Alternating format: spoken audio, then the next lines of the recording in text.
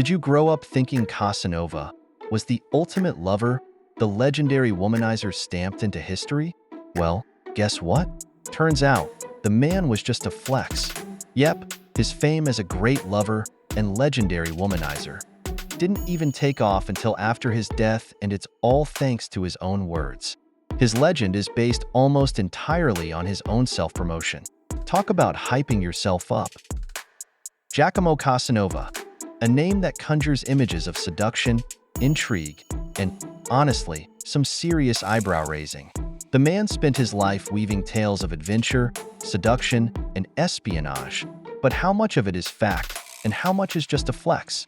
Buckle up, because Casanova's life is like a soap opera, but with more plot holes. Born in Venice in 1725 to an actress mother and an absentee father, little Giacomo was sent to live with his grandmother at the age of 8. Why? Because apparently, even his mother thought he was too much to handle. Later, he was packed off to a boarding house, which he bitterly called getting rid of me. Casanova eventually turned to the church. Naturally, he claimed to be such a prodigy that priests couldn't resist teaching him theology. Let's be real. Casanova never missed a chance to pat himself on the back in his 3,600-page memoir, one of the longest ever written. So, his early achievements might just be generously embellished. Was he a precocious genius, or just really good at talking his way into places? The jury's still out. Casanova didn't exactly follow the holy path. And here's a resume that'll make LinkedIn blush. Lawyer, clergyman, military officer, violinist, con man, pimp, social climber, gourmand, dancer, businessman, diplomat, spy, politician, medic, mathematician, social philosopher, Kabbalist, playwright, and writer. You get the picture, right? So basically, he's just hopping from one scandal to the next. Casanova's claim of being a devout Catholic while living a life of adultery, gambling, and scandal is one of the biggest ironies about him. And then there's the whole spy thing, because why not? He worked for the Venetian Inquisition, gathering dirt on political enemies.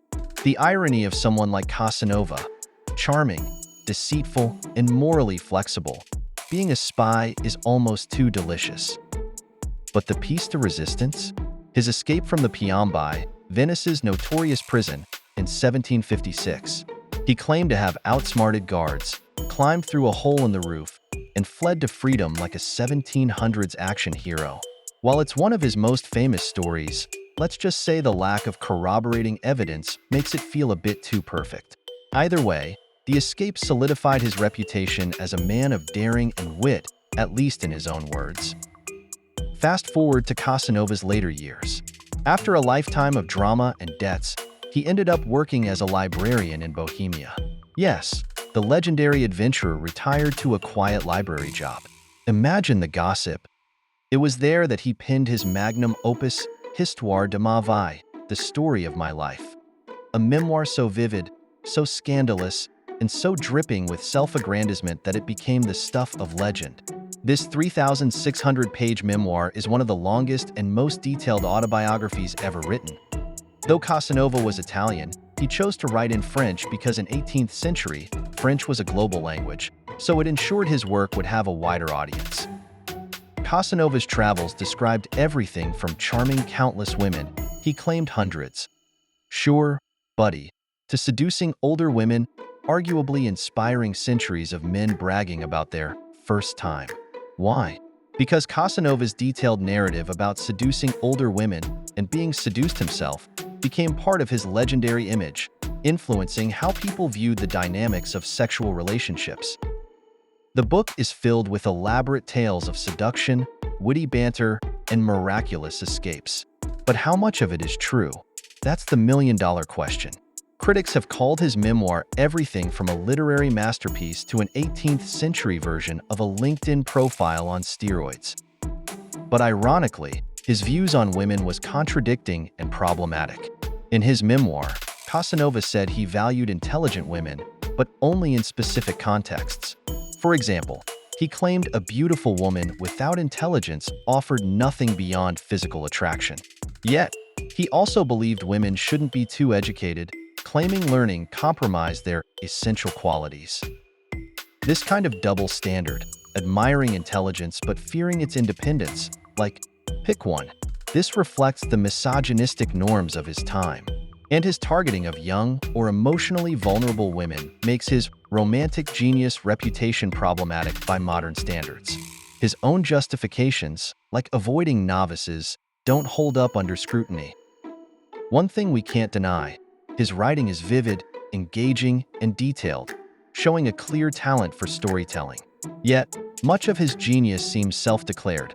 His memoirs are a self-curated PR campaign, so it's hard to separate truth from exaggeration. Was Casanova the original oversharer? Maybe. His memoir wasn't just about travel or adventure. It was a blow-by-blow account of his escapades, especially his sexual conquests. In an era when modesty was the norm, Casanova threw subtlety out the window. It was groundbreaking, scandalous, and undeniably fascinating. Whether you love him or roll your eyes at him, he arguably pioneered the tell-all memoir genre, setting the stage for centuries of juicy autobiographies. Here's the kicker. Casanova's fame as a great lover didn't even exist in his lifetime. That reputation only exploded after his memoir was rediscovered in the 19th century. So, was he a true romantic genius, or just a guy who spun a really good yarn? Probably a bit of both. One thing's for sure, Casanova was brilliant at making himself the hero of every story. In the end, his greatest seduction might not have been a woman, but history itself. Whether you see him as a pioneer or a fraud, one thing's certain, the man could tell a story. And honestly, isn't that half the battle?